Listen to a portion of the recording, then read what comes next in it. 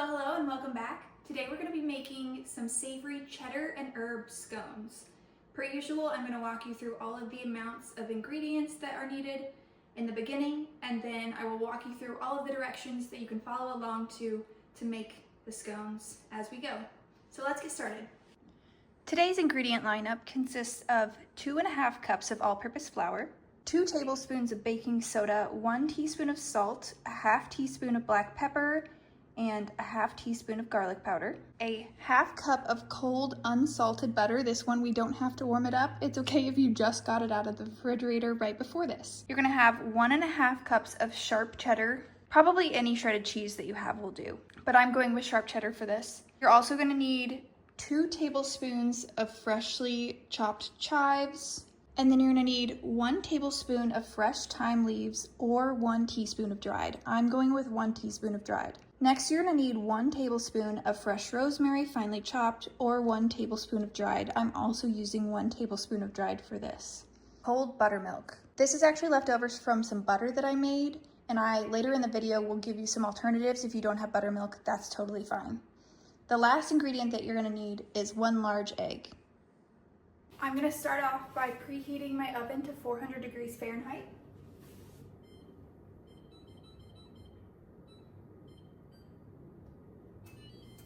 My oven takes a little bit longer to heat up to the actual heat that it needs to be than when it beeps at me to tell me that it's preheated, so I like to do it at the very beginning to give it a little extra time. In a large bowl, you're gonna mix together your flour, and then add in the baking powder, onion powder, salt, and pepper. Not onion powder, I don't know why I said that. It should be garlic powder. Garlic powder all the way. Okay, thank you. Give that a good little stir to make sure everything is mixed in. Doesn't need to be perfect.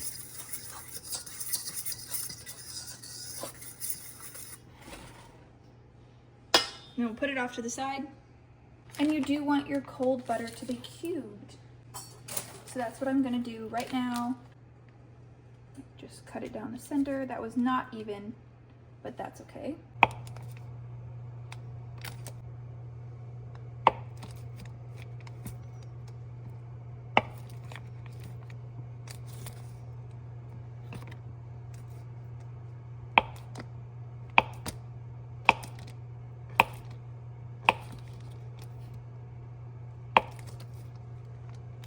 Once we've got the butter cubed, we're going to add it into our flour mixture.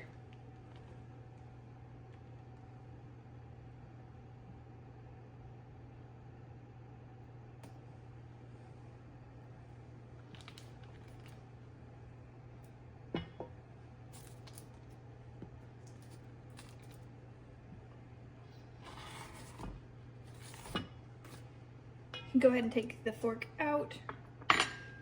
So what we're gonna do here is we're going to use our fingers to work this in. I'm just gonna kind of smash them like this.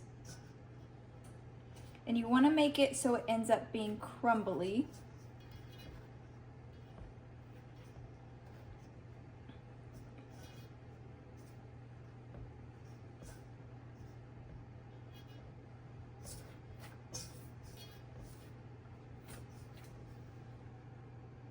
This is what it looks like now that I have finished mixing in all of the butter. It's pretty coarse. There's still some like pea-sized pieces of butter left, and that took me around 2 or 3 minutes.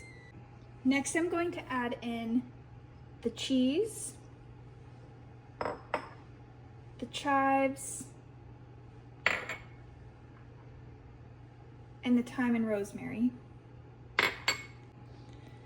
We're gonna mix those in and be a bit delicate about it. We don't want to overmix these because scones should not be overmixed. You want to make sure that you're careful.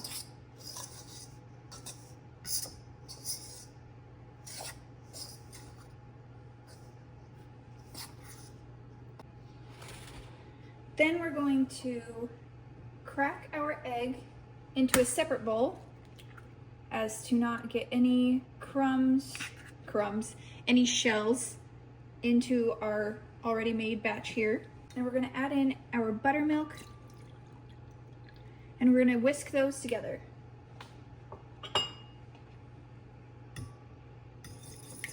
So I've really been able to use the same fork for most items. So I feel like I'm actually using way less containers for this recipe.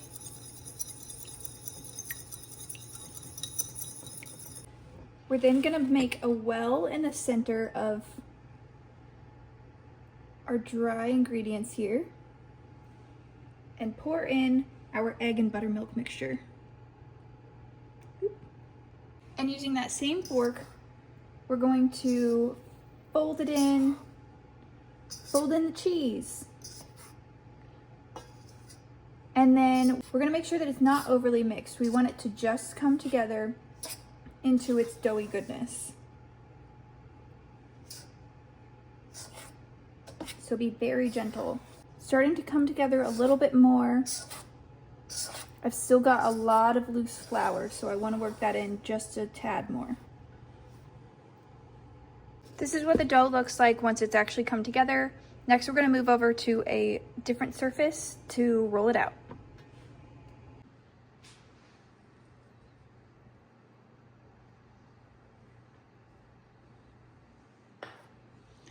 We're gonna lightly flour our workspace here and then move our dough out onto here, out of the bowl.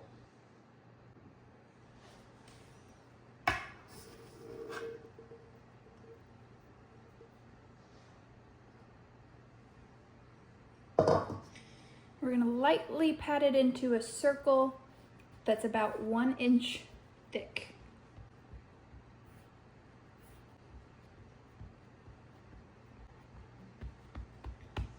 This is my baking measuring tape.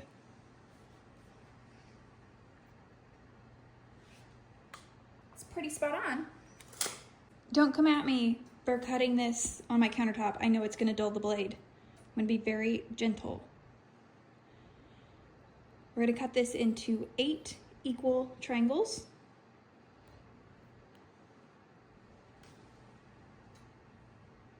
So we'll just do half and half, so we have quarters, and then cut each of these in half.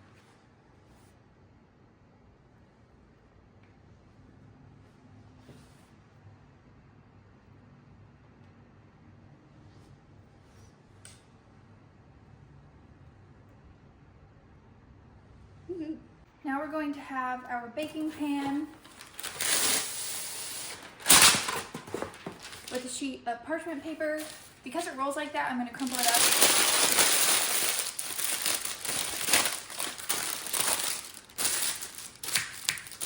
Keeps it much more flat. And then gently separate these. This one might be a little rough because it's the first one. I'm going to put that one there.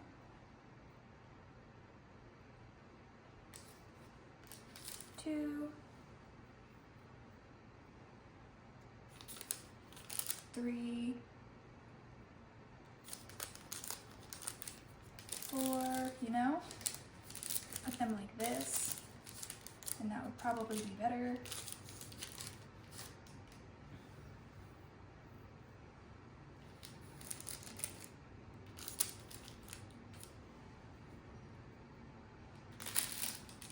Perfect. To top these off, we're gonna brush a little bit more of the buttermilk on the top of them. And as promised, if you don't have buttermilk, what you can do is you can either use milk and an acid like lemon juice, or you can use a watered down yogurt or sour cream. You can also use milk to water that down. But if you're going to do milk and an acid, for every 1 cup of milk, you want to add a tablespoon of acid, so a tablespoon of lemon juice. And that should give you the same effect as buttermilk, because I seem to have a hard time finding buttermilk at the store. So if any of you can find it somewhere, please let me know. I would love to be able to just purchase it. These are now going to go right into the oven for about 18 to 20 minutes, and I will check on them about halfway to see where they're at.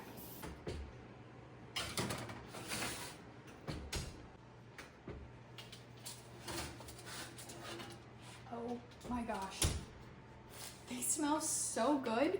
Okay, these are fresh out of the oven and they need to cool off, but holy cow, I cannot tell you how excited I am to try these because this might be my favorite recipe yet. Okay, also this lighting, just gorgeous. But we're gonna try one. I need you to see this up close. Look at that pillowy goodness. Are you kidding me? Is it a hit or a miss is the real question.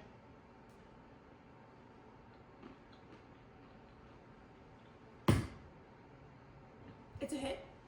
It's a hit for sure. I have surprised myself in actually being able to do this. I think these would be so delicious with a soup or a chili or a stew. And if you just give them a try, which I hope that you do, let me know what you think. And I hope to see you next time. Bye.